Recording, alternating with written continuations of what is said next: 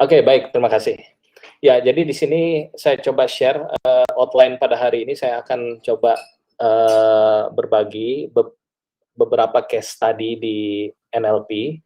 Ya, terutama NLP ini ditujukan oleh untuk teman-teman yang risetnya atau studinya mungkin di ilmu komputer, kemudian di bidang linguistik, ya di bidang lainnya gitu. Oke, ini sedikit mungkin perkenalan mengenai Bisa AI. Jadi kalau hari ini saja mungkin kita terbatas waktunya, tapi Bapak Ibu bisa mencoba aplikasi Bisa AI Academy. Di dalamnya sudah ada course gratis mengenai NLP. Silahkan dicoba. NLP ini gratis ya di Bisa AI. Ini sudah cukup lengkap, silahkan dicoba. Dan beberapa subset lainnya atau approach yang menggunakan NLP ya, ini juga bisa diakses melalui aplikasi Bisa AI Academy yang sudah tersedia di Play Store maupun di App Store. Oke, saat ini Bapak Ibu sedang menggunakan Bisa Tampil. Kemudian ini kita sudah lebih dari 200 ya, sepertinya 250 webinar menggunakan Tampil. Beberapa sudah kolaborasi. Nah, ini aplikasi kita Bisa AI Academy. Gratis, silakan dicoba, ada course NLP di dalamnya, bisa dapat sertifikat. Bisa di-download di aplikasi Play Store maupun App Store. Oke, saya langsung mulai ke topik bahasan kita pada hari ini, yaitu belajar Natural Language Processing. Nah, jadi NLP ini sebenarnya banyak digunakan ya saat ini, namun kita tidak terasa saja kita menggunakan berbagai aplikasi NLP. Nah, aplikasi NLP ini bervariasi ya, ada yang basisnya itu berbasis teks, dan juga ada yang berbasis speech, dan lain sebagainya. Nah, NLP ini banyak bidangnya ya, sebagai contoh misalkan Natural Language Understanding atau NLU. Nah, jadi di sini kita harus mengerti spoken atau written language. Kemudian ada juga NLG ya, generation, di mana kita bisa mengenerate sesuatu. Tapi nanti kita lihat contoh-contohnya ya. Saya coba skip dulu. Nah, ini beberapa yang cukup populer ya, berbagai aplikasi NLP, di antaranya adalah mesin translation. Mesin translation ini kalau Bapak Ibu pernah pakai Google Translate ya, translate.google.com itu salah satu aplikasi dari NLP, di mana inputannya berupa bahasa sumber ya, misalnya bahasa Indonesia, outputnya adalah bahasa Sunda. Nah, itu bisa kita buat seperti itu. Nah, saat ini juga mungkin masih terbatas di Google Translate, bahasa daerah Indonesia masih sedikit yang sudah support di Google Translate. Nah, ini bisa jadi peluang Bapak Ibu untuk yang mungkin yang profesinya dosen untuk membuat riset di bidang NLP, khususnya di dalam mesin translation. Kemudian kita juga bisa ekstrak data dari suatu teks ya. Sebagai contoh misalnya kalau Bapak Ibu pakai Wikipedia ya, itu sudah otomatis diekstrak ya beberapa keyword tertentu. Misalkan saya submit sesuatu di Wikipedia ya, misalkan tentang profil seseorang. Misalnya di dalam profilnya itu ada kota kelahirannya, otomatis dia akan mengekstrak itu adalah kota gitu. Kemudian misalkan apa lagi ya? Contohnya misalkan ada keyword lainnya itu juga bisa diekstrak dari teks. Nah, ini merupakan salah satu aplikasi dari NLP. Kemudian ada juga spoken language ya, dan juga grammar checker juga merupakan contoh aplikasi dari NLP. Nah, kalau kita ingin belajar NLP ya sebenarnya NLP basic itu tidak memerlukan approach lain, tapi mungkin ketika sudah advance kita membutuhkan approach lain yang biasanya ini pendekatannya atau approach-nya adalah dengan pendekatan artificial intelligence ya. Di dalam AI ini ada yang disebut dengan machine learning atau pembelajaran mesin. Dan biasanya di dalam machine learning ini ada deep learning. Nah, saat ini NLP yang banyak mungkin kalau Bapak Ibu dosen profesinya itu sudah terbiasa dengan membaca paper. Beberapa publikasi yang menjadi acuan untuk state of the art dari NLP itu diantaranya adalah SCL ya, SCL 2020 yang terkini. Nah, itu banyak sekali model NLP yang dibangun berbasis AI, khususnya adalah deep learning. Nanti akan saya bahas di akhir mengenai riset di NLP. Nah, contoh lainnya adalah sentiment analysis ya. Sebagai contoh, misalkan saya ambil data dari sosial media, Twitter. Ini kita sebut dengan crawling ya. Crawling ini mengambil data dari sosial media. Kemudian bisa juga kita ambil dari Instagram ya, crawling foto. Kemudian kita mengambil data dari sosial media lainnya. Nah, setelah datanya kita ambil, berikutnya adalah kita masukkan ke dalam pendekatan misalkan deep learning ya. Di mana deep learning ini nanti akan ada representasi seperti ini. Nanti dia akan bisa mendeteksi sentimen dari suatu kata tersebut. Apakah katanya dia sedang marah ya atau anger, kemudian sedang takut atau fear, sedang sedih atau sad, atau sedang gembira atau happy. Nah, jadi di sini model ini ya, modelnya sebenarnya bisa model NLP maupun model pendekatan lain seperti model deep learning yang di dalamnya itu juga mengerjakan proses NLP. Nah, ini sebagai contoh ya. Kemudian contoh lainnya ini misalkan kita melakukan klasifikasi ya, ini dari suatu gambar, kita bisa mengetahui genre dari suatu movie ya, dari movie tertentu. Misalkan ada posternya seperti ini, dia akan bisa memprediksi ini adalah romance, drama, komedi, dan lain sebagainya. Kemudian gambarnya seperti ini, dia akan memprediksi ini genrenya adalah adventure, kemudian animate, komedi, dan lain sebagainya. Nah, kemudian contoh lainnya adalah captioning ya, captioning dari suatu gambar. Diberikan suatu gambar, misalkan gambarnya seseorang sedang bermain gitar. Kemudian sistem NLP yang sudah kita bangun ya, atau di sini adalah image captioning, dia akan bisa mendeteksi captionnya, yaitu seorang pria berbaju hitam sedang bermain gitar. Kemudian contoh lainnya, diberikan suatu gambar, seseorang sedang bekerja dengan rompi oranye, dimasukkan ke dalam model image captioning, atau ya ini tambahan dengan NLP juga, dia akan bisa mendeteksi construction worker in orange safety vest is working on the road, gitu. Nah, jadi intinya adalah di sini dia bisa menerjemahkan suatu, ini contoh ya, contohnya menerjemahkan suatu visual atau dari teks menuju ke domain lain. Nah, kemudian contoh lainnya di bidang suara ya, yang cukup populer adalah speech translation. Diberikan suatu suara dari suatu bahasa ya, misalkan dalam bahasa Inggris ya. Dalam bahasa Inggris seseorang berbicara, atau dalam bahasa Indonesia misalkan, saya sedang bermain bola. Kemudian lawan bicaranya dengan gadget yang berbeda, mungkin dia sedang telepon dengan gadget, nanti akan masuk ke dalam sistem speech translation. Nah, di mana nanti lawan bicaranya ini akan mendengarkannya dalam misalkan bahasa Inggris ya. Misalkan tadi kan saya sedang bermain bola, I'm playing football. Jadi secara otomatis dia mentranslasikan dari bahasa sumber ke bahasa tujuan. Ini yang disebut dengan speech translation.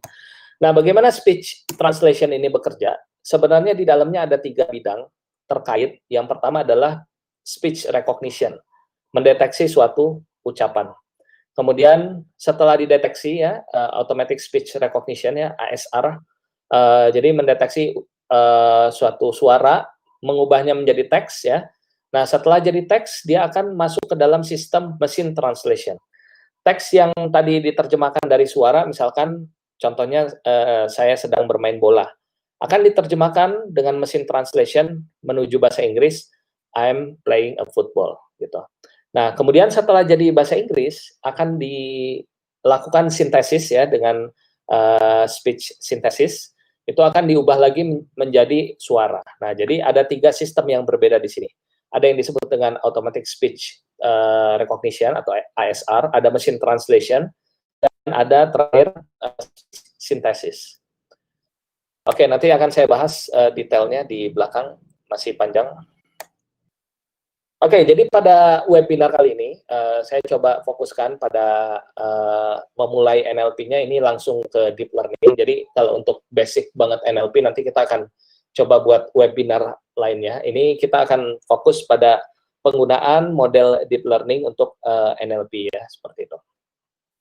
Nah, jadi kembali lagi, deep learning ini merupakan subset dari machine learning, di mana machine learning juga merupakan subset dari AI. Jadi bagian terbesarnya adalah AI, kemudian di dalam AI itu ada machine learning, di dalam machine learning ada deep learning. Nah, konsep dari machine learning maupun deep learning adalah performance, task, dan experience. Nah, di mana terjemahannya seperti berikut. Dengan data-data experience, dengan data-data history, ya, kita mengerjakan suatu task tertentu yang tujuannya adalah kita bisa meningkatkan performa dari model yang kita bangun. Nah, modelnya ini bisa bervariasi. Kita sedang bicara mengenai NLP. Misalkan sebagai contoh, yang kita bangun adalah spam classification.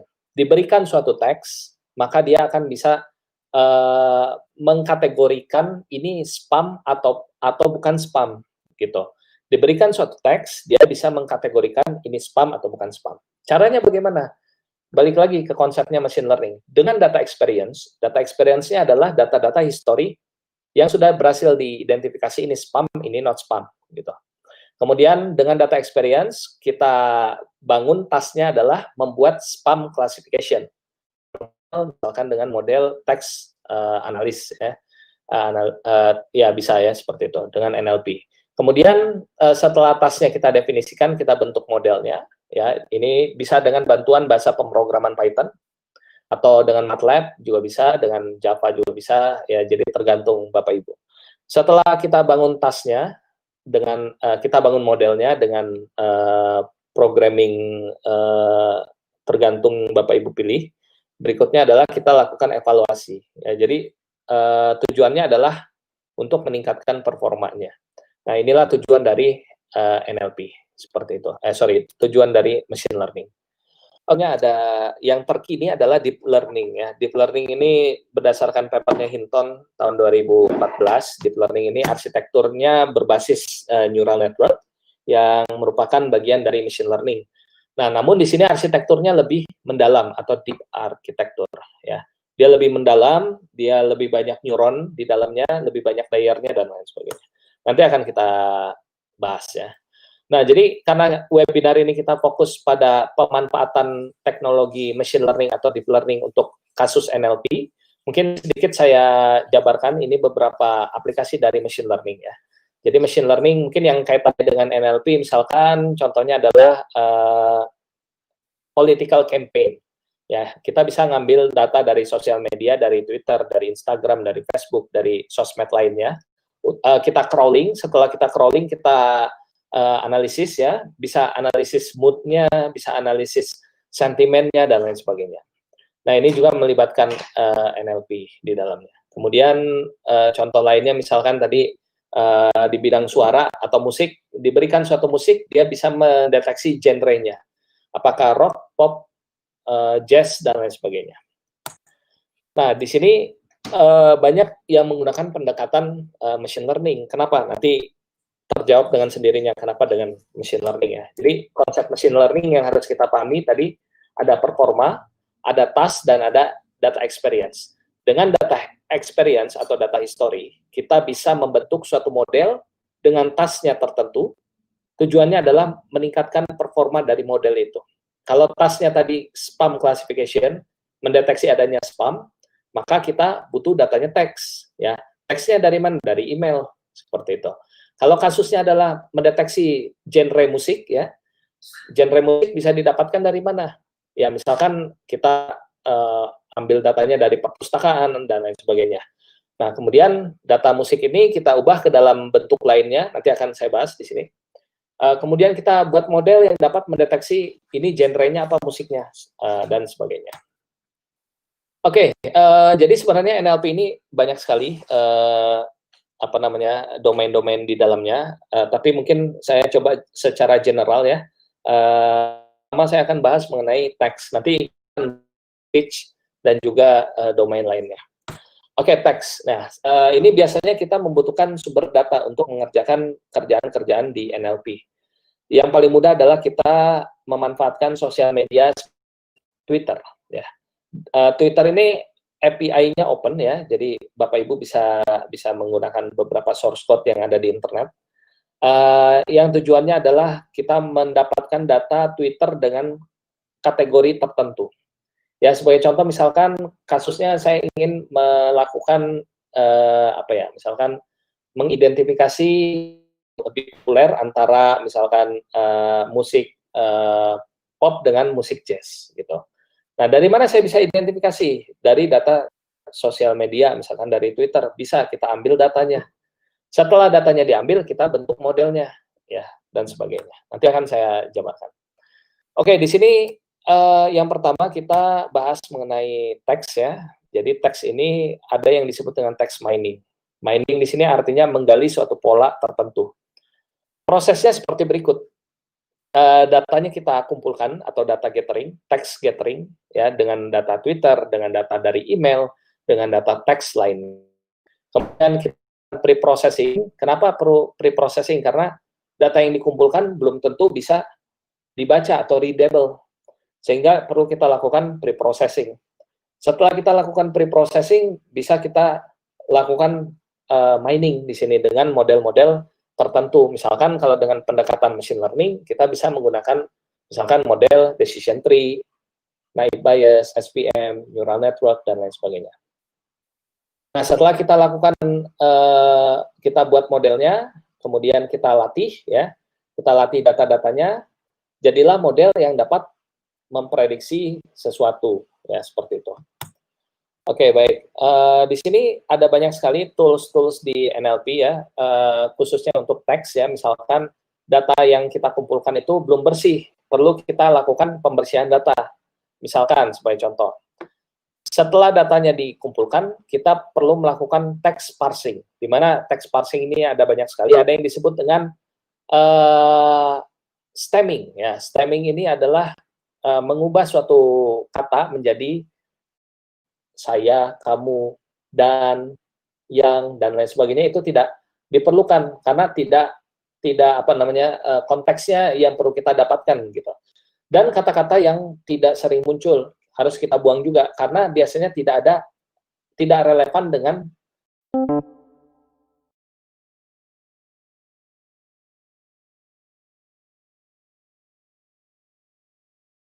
Bu atau adik-adik sekalian di bahasa Indonesia. Kita bisa melakukan cek ke Kamus Besar Bahasa Indonesia. Sekarang sudah ada API-nya. Jadi apakah suatu kata tersebut ada di dalam KBBI? Kalau tidak ada, maka misalkan kita buang kata-katanya. Atau misalkan contoh lainnya, kita bisa cek di Kamus Abbreviation atau singkatan. Kalau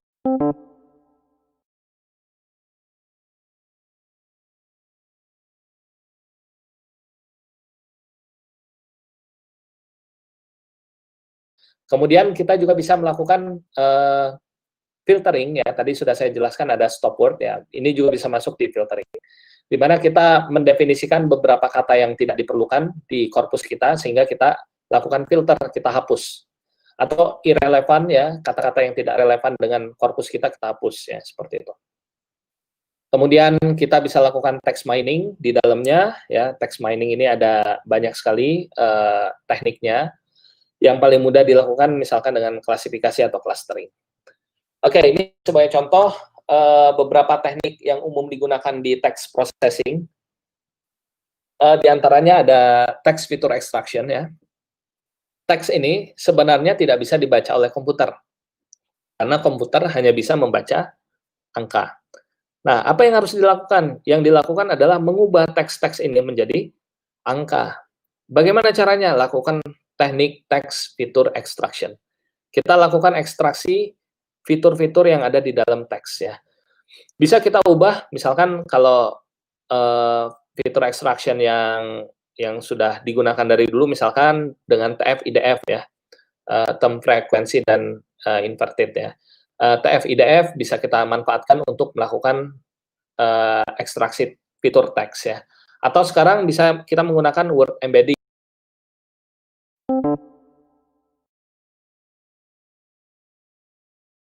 Jadi makan, kata kemakan jadi makan, mengubah kata dasar. Kalau stemming bahasa Inggris, kita bisa menggunakan Porter Stemmer yang sudah tersedia di library NLTK yang ada di Python. Nanti Bapak Ibu bisa cek ya, di Python itu sudah ada library. Untuk NLP, contohnya adalah NLTK. Kemudian ada juga kalau di bahasa Indonesia itu dengan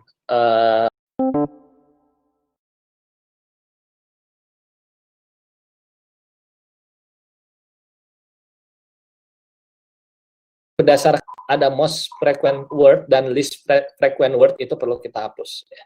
Kemudian kita bisa cek ke Kamus Besar Bahasa Indonesia dan spell correction. Nah, ini beberapa text processing yang bisa Bapak Ibu atau adik-adik manfaatkan untuk pekerjaan di bidang NLP. Nah, bagaimana cara memulainya? Yang pasti kita perlu tools. Sebenarnya tidak harus ngoding ya, karena sudah ada juga beberapa ya terutama di cloud ya, cloud computing sudah banyak fitur-fitur NLP. Tapi kalau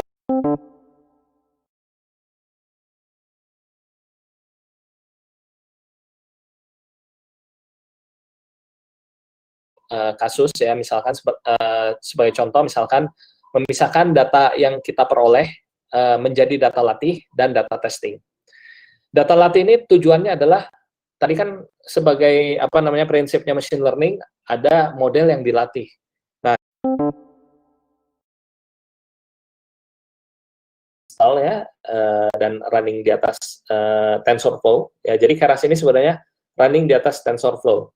Dan TensorFlow ini bisa kita gunakan di Python. Nah, di sini sebagai contoh, misalkan teks-teks yang kita peroleh, kita lakukan filtering, ya.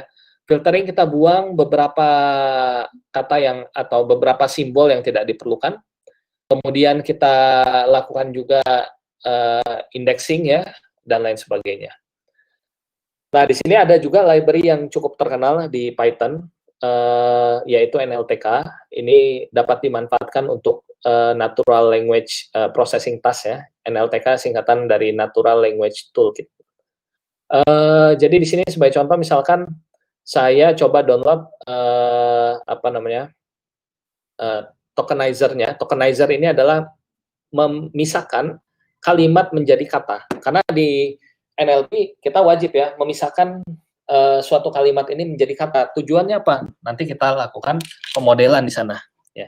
Nah, toolsnya kalau manual sebenarnya bisa dengan Python ya, kita looping setiap kata satu-satu, tapi kan kelamaan jadinya. Nah, sehingga kita perlu menggunakan beberapa library atau tools yang bisa dimanfaatkan. Sebagai contoh dengan library NLTK. NLTK ini bisa kita manfaatkan untuk berbagai kasus. Sebagai contoh, ini misalkan tokenizer ya, atau mengubah suatu kalimat menjadi kata. Juga bisa stemming, sudah ada Porter Stemmer di sini. Kemudian sudah ada juga beberapa beberapa fungsi lainnya yang bisa Bapak Ibu manfaatkan. Jadi cara kerjanya cukup mudah, tinggal kita import NLTK, kemudian task yang dikerjakan apa. Oke, kemudian ini contoh penggunaan stemmer, Porter Stemmer, ini untuk bahasa Inggris ya. Jadi kita sudah bisa mengubah suatu kata menjadi kata dasar dengan Porter Stemmer bahasa Inggris. Oke, sejauh ini cukup jelas mungkin ya, Bapak Ibu. Nah, berikutnya ini saya coba bahas mengenai klasifikasi suatu teks ya. Jadi teks ini yang paling mudah coba kita kerjakan adalah text classification. Di mana text classification ini sebagai contoh, misalkan saya punya korpus nih dari Twitter misalnya, udah saya bersihkan datanya atau belum dibersihkan misalkan. Nah, di sana ada anotator yang memberikan label berupa label mood ya. Mood-nya ini bisa happy, bisa anger, bisa sad, atau bisa fear. Ada 4 tadi. Nah, setiap tweet itu akan kita berikan mood-nya. Misalkan, saya tidak puas dengan layanan dari perusahaan X misalnya. Nanti dia akan, anotator ini atau expertnya ini akan memberikan label sad misalnya, sedih gitu. Atau misalkan tweet berikutnya, saya sangat puas dengan layanan perusahaan X misalnya. Dia akan memberikan label happy dan lain sebagainya. Dia akan memberikan label misalkan total ada 100 tweet. Nah, masing-masing tweet ini, atau jangan 100, ada 80 tweet. Masing-masing tweet tadi 20 ya, ada yang sad-nya 20, happy-nya 20, fear-nya 20, dan satu lagi, anger-nya 20 ya.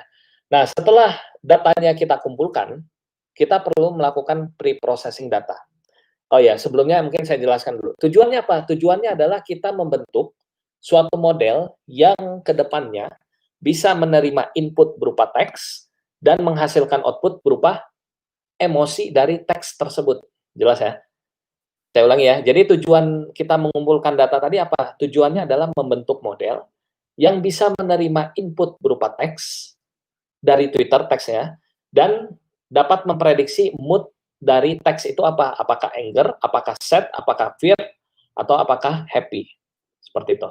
Nah, sebagai contoh, misalkan masuklah apa namanya tadi, data kita ada 80 ya. Dari 80 data itu, kita lakukan pre-processing data. Sebagai contoh tadi kita lakukan pre-processing-nya, misalkan kata-kata yang belum, kata-kata di dalam tweet yang belum menjadi kata dasar, kita ubah menjadi kata dasar. Kemudian kita lakukan stop word ya, kita hapus kata-kata yang tidak diperlukan. Kemudian kita lakukan pengecekan di KBBI dan lain sebagainya.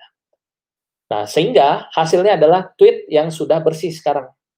Tidak ada lagi kata-kata singkatan, kata-kata yang tidak ada di KBBI, dan lain sebagainya. Sudah kata-kata yang bersih, dan ada labelnya. Kata-kata ini kita sebut dengan X, labelnya kita sebut dengan Y, ya, dengan Y. Nah, kemudian berikutnya adalah kita split data yang kita miliki tadi menjadi data latih dan data uji. Tujuannya, data latih adalah kita bentuk kata-kata tadi, ya, kata-kata yang ada 80 tweet tadi beserta labelnya, ya, kita bagi misalkan 70%-nya, ya, berapa misalnya 70%-nya dari 80 data, misalkan 50 sekian ya, 56 data, itu akan kita gunakan untuk melatih model cerdas yang kedepannya dapat menerima input berupa teks Twitter, harus sama ya, karena kan tadi datanya adalah teks Twitter gitu kan, yang kedepannya dapat menerima input berupa teks Twitter dan menghasilkan prediksi berupa emosinya. Emosinya apakah senang, sedih, marah, ataupun takut gitu. Nah, setelah modelnya dibentuk, kita tidak langsung percaya dengan model ini, sehingga kita perlu melakukan evaluasi model. Caranya bagaimana? Manfaatkan data uji tadi, data ujinya kita manfaatkan untuk mengevaluasi model kita, apakah modelnya sudah baik atau belum, seperti itu ya. Oke, sebagai contoh misalkan ini case tadinya spam classification. Saya punya banyak data, misalkan data email ya, yang sudah dikategorikan ini spam, ini not spam, seperti itu. Nah, di sini ada kategorinya ya, ada kategorinya dan ada pesannya seperti ini. Oh, ini spam gitu, yang ini not spam dan lain sebagainya. Nah, langkah awalnya sesuai dengan flowchart yang tadi sudah dijelaskan, langkah awalnya adalah kita baca data email ini dengan library yang sudah ada di Python. Ini pada hari ini saya coba jelaskannya dengan Python ya. Nah, di sini library yang digunakan adalah Pandas namanya. Ya, Pandas ini untuk kegiatan data science, untuk kegiatan baca data, ya, pre-processing data ini dengan Pandas ini powerful.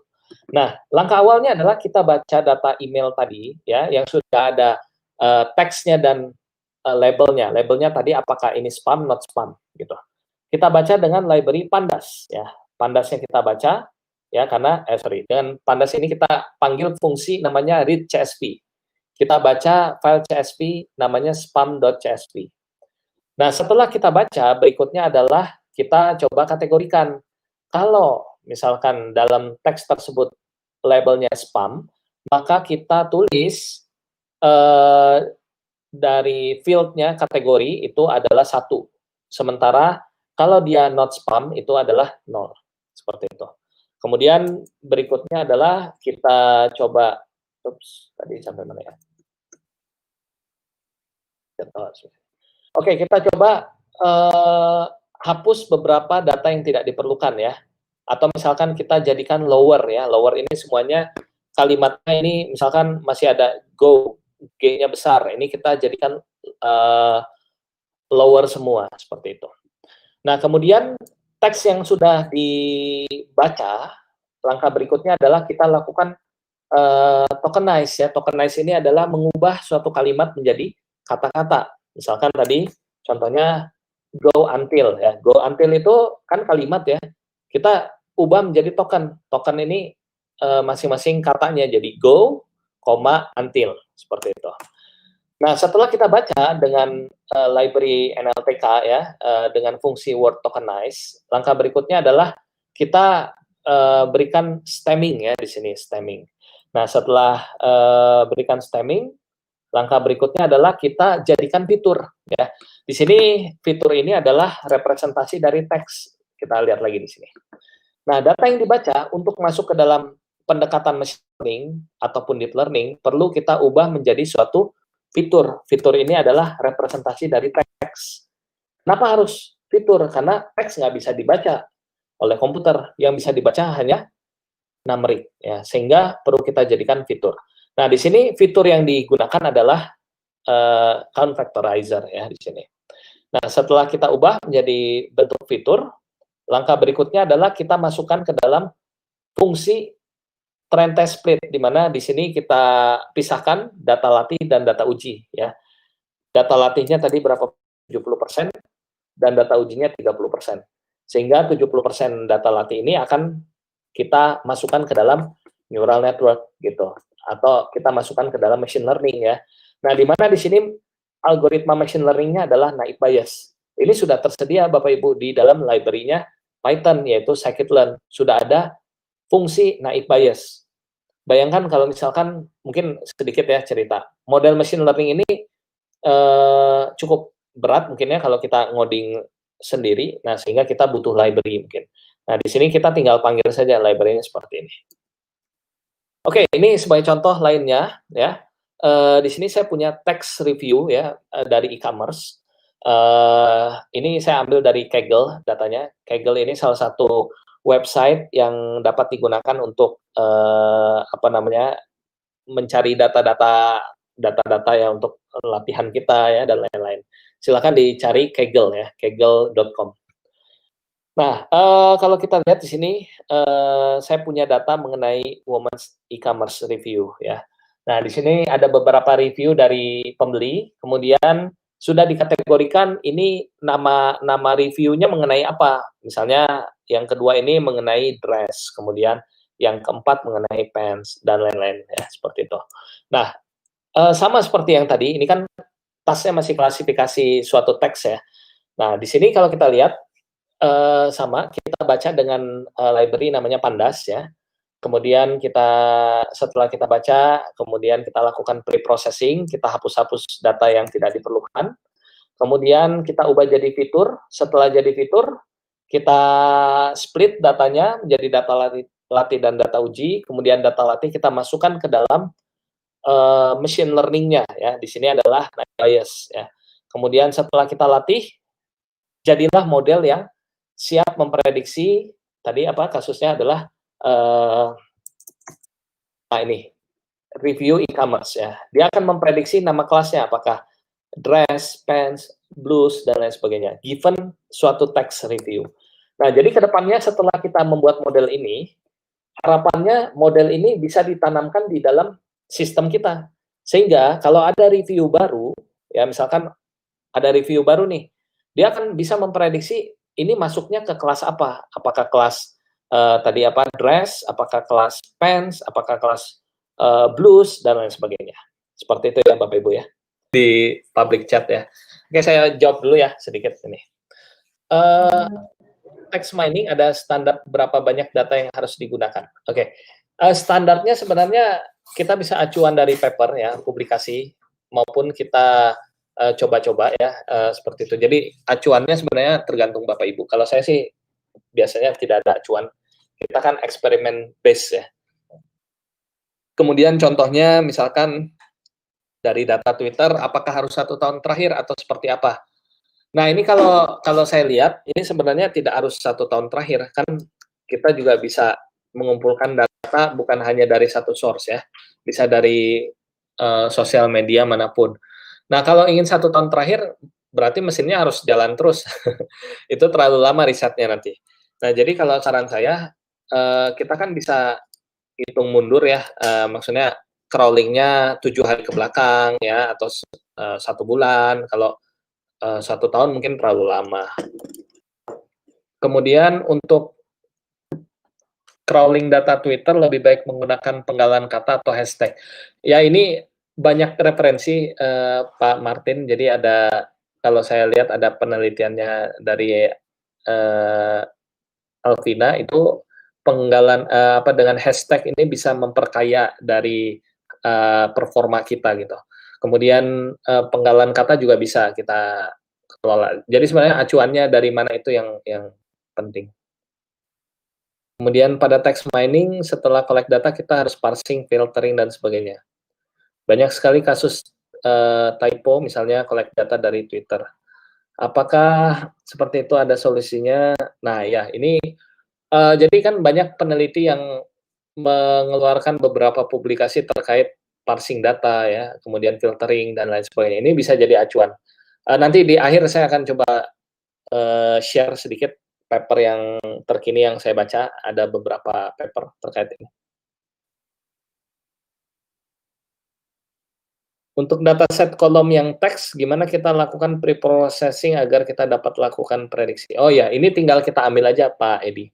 Kita ambil saja dari kolom teksnya. Tadi kan yang contohnya yang review ya, woman review e-commerce tadi.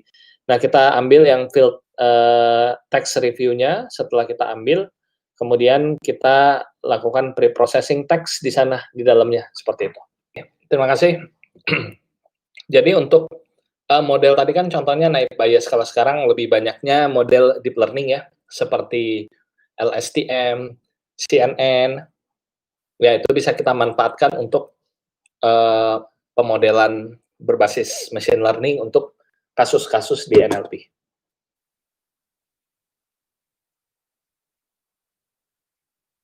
Baik, saya tunggu dulu ya sebelum saya lanjutkan presentasinya ke bidang speech ya. Ini masih ya baik, terima kasih pertanyaannya. Nah, jadi untuk bagaimana menentukan label. Nah, ini sebenarnya part of research-nya. Jadi kalau menentukan label, kalau banyaknya itu adalah orang-orang yang expert di dalamnya. Misalkan emosi, berarti kita perlu memanggil psikolog ya untuk menentukan labelnya. Kemudian, baik, terima kasih pertanyaannya. Kemudian kalau untuk misalkan data lainnya, ya expertnya gitu.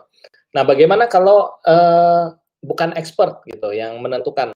Ya bisa saja, tapi kita perlu melakukan evaluasi dari labeling tadi, proses labeling.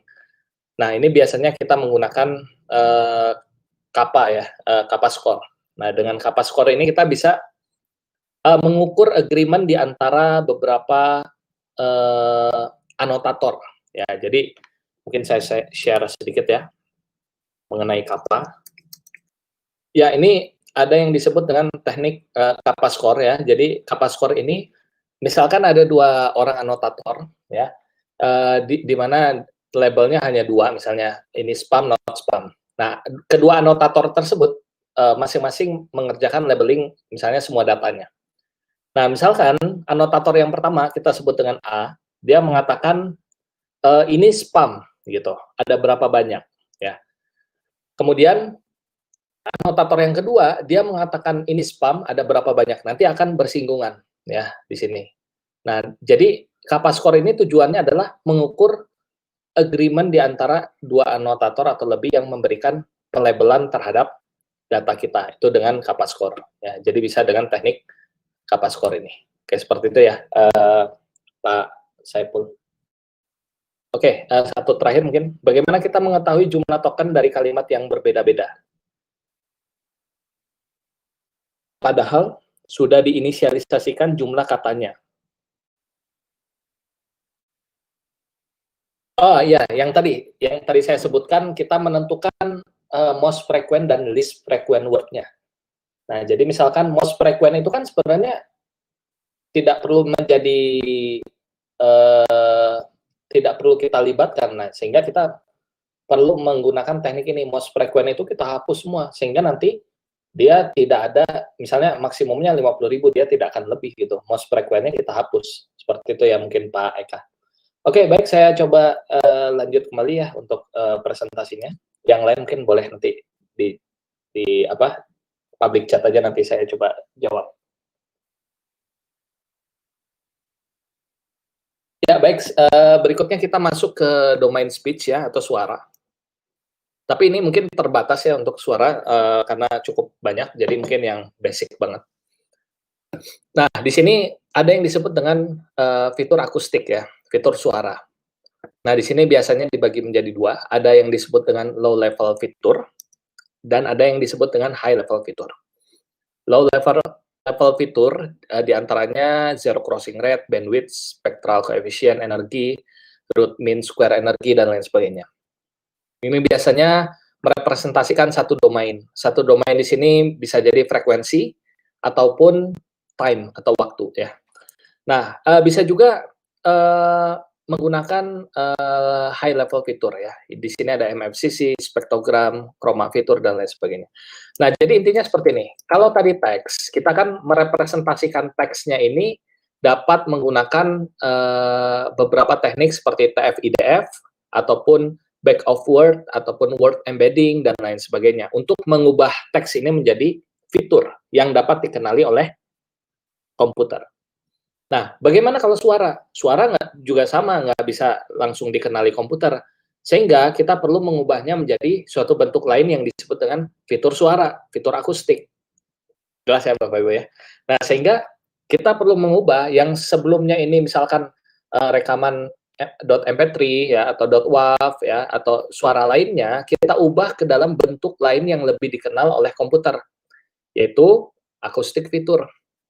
Nah, di sini ada pembagiannya ada dua, low level dan high level. Lebih baik yang mana ya sebenarnya tergantung riset Bapak Ibu, tergantung pekerjaan yang dikerjakan. Oke, sebenarnya ini untuk menghasilkan high level fitur ini cukup panjang prosesnya yang dipelajari di signal processing. Sudah ada pembahasan lengkapnya dari Pak Akvianto di YouTube-nya Bisa AI, di youtube.com/bisai. Silakan diakses untuk tutorial dari signal processing ini saya lewat ya. Nah, ini sebagai contoh saya dengan Python, misalkan saya punya pekerjaan ya, misalnya saya ingin membedakan mana yang termasuk snare, suara snare, mana yang termasuk suara kick, mana yang termasuk suara tom, dan mana yang termasuk suara simbal pada drum. Ya, contoh kasusnya seperti itu. Jadi ada 4 kelas di sini. Ada kelas kick, ada kelas snare, ada kelas tom, ada kelas apa lagi tadi? Kick, snare, tom, sama ya 3 lah ya. Oh, simbal. Nah, di sini sudah ada library yang khusus menangani suara ataupun musik, yaitu library-nya namanya Librosa. Ini sudah tersedia di Python. Silakan gunakan Python, ini mudah sekali cara pakainya untuk library Librosa ini. Nah, langkah awalnya adalah kita coba baca semua data kita yang kick ya, yang kick ini suara kick, deng gitu. Nanti dengnya beda, ada yang dengnya panjang, deng deng, ada yang double kick, misalkan ada yang kicknya kecil suaranya dan lain sebagainya. Nah, nanti akan dibaca semua oleh library namanya Librosa yang akan kita masukkan ke dalam array kick signals namanya. Kemudian ada snare. Snare juga sama. Ketika kita apa namanya ketuk snare, ces gitu. Nanti dia akan dimasukkan ke dalam array snare signal. Nah, kemudian kita coba visualisasikan ya di sini dengan library yang sudah ada di Python. Library khusus visualisasi namanya Matplotlib. Ini sebenarnya ada di MATLAB juga, silakan bisa dicoba di Python, sangat mudah penggunaannya seperti ini. Kita bisa visualisasikan di sini ya. Nah, ini kalau kita lihat audio wave-nya di awal itu kencang. Nah, kencang kan di sini deng. Ke sini menghilang ya. Jadi ini kan prinsipnya. Waktunya semakin T+1, dia akan menghilang suaranya. Seperti itu. Nah, kemudian suara-suara tadi ini sudah kita ubah menjadi array. Array ini dia array-nya numerik ya pasti. Nah, sudah menjadi fitur gitu. Oh, belum jadi fitur. Harus kita ubah menjadi fitur. Fitur ini representasi dari suaranya. Nah, di sini kita bisa menggunakan fiturnya low level maupun high level. Sebagai contoh di sini kita gunakan low level fitur, yaitu zero crossing rate. Di Librosa sudah ada fitur zero crossing rate ya. Jadi tinggal kita panggil zero crossing rate-nya, kita panggil spectral centroid, kita panggil library fitur lainnya, ya. Setelah itu kita kumpulkan, kita visualisasikan lagi, ya, seperti ini nanti. Nah, kemudian bisa juga kita ekstraksi fitur dengan high level nanti di akhir ya. Tapi di sini tujuannya adalah tadi, dari suara ini akan kita bedakan mana yang kick, mana yang snap, mana yang tom, mana yang simbal gitu. Nah, ini sebagai contoh, misalkan kalau kita visualisasikan pemetaan antara fitur spectral centroid dan zero crossing rate ke dalam ruang vektor, ya, maka visualisasinya akan seperti ini. Yang warna biru di sini misalkan ini adalah simbal. Yang warna merah di sini adalah kick. Nah, kalau kita lihat di sini sudah beda visualisasi dari ruang vektor kita. Sudah bisa dipisahkan secara linear mana yang kick, mana yang simbal gitu. Jadi di sini pemisahnya garis potong di sini. Ya, seperti itu ya Bapak Ibu. Nah, kemudian ini ada beberapa jenis fitur low level lainnya, ada karakteristiknya masing-masing. Misalnya kalau energi ini lebih besar apa magnitudenya yang kita ketahui dari speech ya, kemudian ada lagi amplitude envelope ya, kemudian spectral centroid, ada karakteristiknya masing-masing. Nah, kemudian nah di sini ada high level fitur ya dengan spektrogram. Spektrogram ini prosesnya cukup panjang ya, kita masukkan ke dalam beberapa teknik signal processing jadi spektrogram, nanti hasilnya seperti ini ya. Nah, di mana spektrogram ini merupakan kombinasi dari waktu dan juga frekuensi dari suara ya, sehingga hasilnya seperti ini. Ini sudah disediakan semua di Librosa, sudah ada, silahkan digunakan gratis. Kemudian chroma fitur juga bisa kita ekstrak ya, karena chroma ini merepresentasikan dari tones yang kita tekan. Misalnya kalau main keyboard, kita menekan tombol kita menekan apa namanya, misalnya kelas C misalnya, dia akan dari chroma ini akan kelihatan. Chroma juga bisa divisualisasikan seperti berikut. Nah, kemudian kalau di riset ini sudah banyak yang menggunakan beberapa kombinasi fitur ya. Ini salah satu paper yang saya implementasikan tahun 2017. Kita menggunakan inputnya berupa kombinasi bottleneck fitur. Nah, jadi bottleneck fitur ini misalkan atau saya skip dulu, mungkin agak sulit penjelasannya.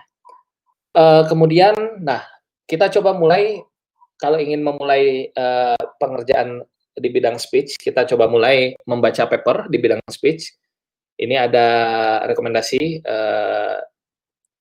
recognition and analysis of emotion in Indonesia television conversation kalau nggak salah. Nah, ini cukup mudah dipahami papernya. Saya lihatkan aja ya papernya ya.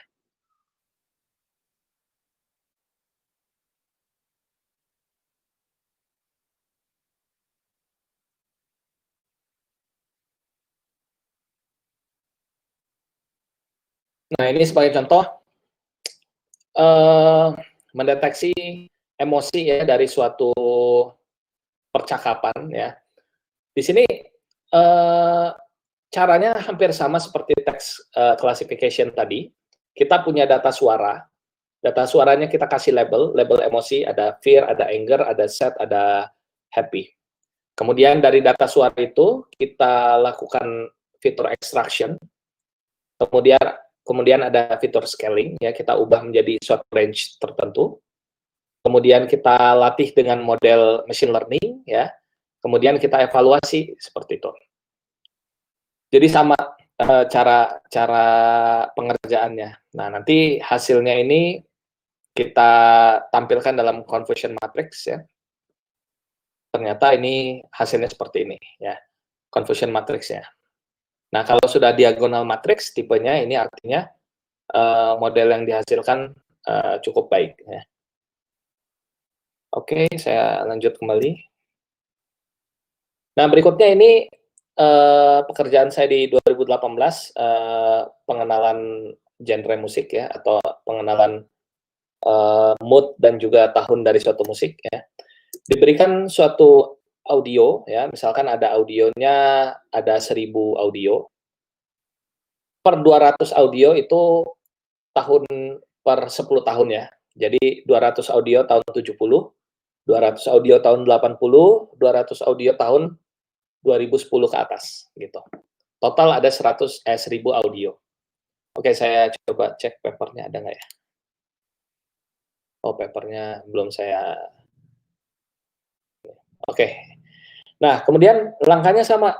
Tadi masing-masing audio kita punya labelnya ya. Labelnya itu tahun tadi.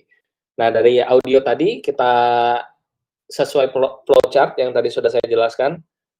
Jadi dari data ya kita gali fiturnya, kemudian kita lakukan pemodelan ya, klasifikasi. Oh, ini sudah ya. Oke, mungkin sedikit ini penjelasan mengenai paper yang tadi saya tampilkan. Ini bagaimana cara kita istilahnya itu kalau memulai di riset di bidang NLP ini kita perlu meniru yang sudah ada dulu ya, tapi tidak untuk dipublikasikan. Meniru maksudnya cara kerjanya seperti ini. Ya, ini cara kerja paper tadi ya. Papernya ini mungkin saya tampilkan dulu. Judulnya silahkan dicatat ya. Nanti bisa dicari di internet banyak. Oke. Ya, langkah awalnya adalah ini dengan data yang berbeda ya. Ini saya coba kerjakan dengan data yang berbeda. Kita baca dari 3 dataset yang berbeda, kemudian kita kombinasikan satu dan lainnya, kemudian kita bagi setiap 5 detik, kemudian setiap 5 detik tadi kita kasih label, ada 4 labelnya, happiness, anger, sadness, dan relax. Ya. Kemudian tadi yang ditanyakan oleh peserta, bagaimana cara mengukur persetujuannya, ya, validasinya bagaimana dengan Kappa-score. Kemudian setiap potongan lagu, potongan suara ya atau lagu, ini kita ekstrak fiturnya ya. Di sini ada MFCC, ada spectral fitur ya, ada energi fitur dan lain sebagainya. Nah, ini programnya sudah ada semua di Python, itu bisa dicari ya programnya. Bagaimana memotong audio ini dengan library yang disebut dengan PyDub ya.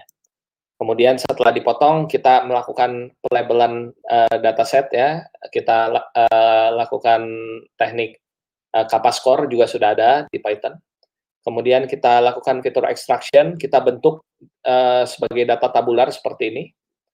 Kemudian kita lakukan fitur scaling atau selection, misalkan dengan L1 or L2 ya, dan lain sebagainya.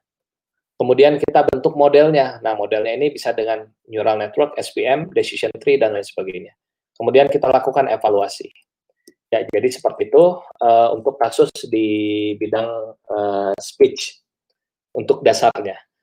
Nah, kemudian kita beralih ke teks kembali. Ya, di sini ada case study lainnya yaitu di bidang machine translation. Jadi machine translation ini sebagai contoh kita mengubah suatu bahasa ya dari bahasa Inggris ke bahasa lainnya, misalnya bahasa Perancis ya, seperti ini. Jadi inputnya berupa bahasa Inggris, nanti dia akan ditranslasikan ke bahasa Perancis. Nah, bagaimana caranya? Ya, caranya sebenarnya kita perlu langkah awalnya baca paper, kira-kira riset terkininya pakai apa. Kalau dulu ketika saya pertama mempelajari masih modelnya itu sequence to sequence atau statistical machine translation. Nah, sekarang sudah beralih ke beberapa model terkini ya, misalkan model transformer, nanti saya bahas. Ini sebagai contoh, ini saya skip aja karena nggak ngoding hari ini. Dari bahasa Inggris ke bahasa India. Saya skip dulu. Kemudian 2019 saya pernah buat juga dari bahasa Inggris ke bahasa Sunda, tapi sebenarnya di Google udah ada ya. Oke, saya coba tampilkan papernya dulu. Nah, jadi sekarang kita perlu mengacu ke state of the art dari riset terkini ya, riset terkini di bidang NLP. Khususnya tadi kita masih bahas mengenai machine translation. Nah, 2014 ini ada model yang disebut dengan sequence to sequence with neural networks, yang mana sampai sekarang sebenarnya masih dipakai ya untuk kasus machine translation. Diberikan suatu source language ya, source bahasa, misalnya bahasa Indonesia ini, kemudian dia akan mengumpulkan di dalam konteks vektor, dan dia akan mencocokkan dengan target language-nya, dan nanti dilakukan prediksi di sini. Ya, ini dengan model sequence to sequence. Nah, sekarang sudah modelnya itu berbasis transformer. Transformer, ini papernya attention is all you need. Nah, model transformer ini agak sedikit berbeda dari sequence to sequence, ya, di mana arsitekturnya tersusun atas input bahasanya, kemudian diubah ke dalam word embedding, kemudian ada positional encoding, kemudian ada multi-head attention, kemudian ini proses di dalamnya, ya, ini ada feed forward dan self attention, kemudian nanti akan ini encoder, nah kemudian akan dihubungkan dengan decodernya, seperti itu. Nah, jadi sebenarnya model ini akan bervariasi, ya. Yang terakhir saya baca ini cukup canggih, ya, model tahun 2020. Ini dengan mengkombinasikan graph ditambah dengan transformer, ya. Ditambah dengan neural machine translation. Jadi ada encoding graph-nya di dalamnya. Jadi kombinasi antara gambar dan teks, ya, seperti ini. Nah, ini di bidang machine translation. Jadi mungkin kalau dibahas semua ini saya rasa tidak cukup waktunya. Jadi silakan Bapak Ibu jika berminat belajar lebih lanjut, ya, di Bisa AI Academy, aplikasinya sudah tersedia di Google Play maupun di App Store, ya. Itu gratis, bisa belajar NLP, ada kuis, ada materi, ada latihan, dan ada diskusi dengan pengajarnya langsung. Jadi silakan download aplikasi di di Play Store maupun di App Store untuk belajar NLP. Mungkin itu saja yang bisa saya sampaikan. Terima kasih atas perhatiannya.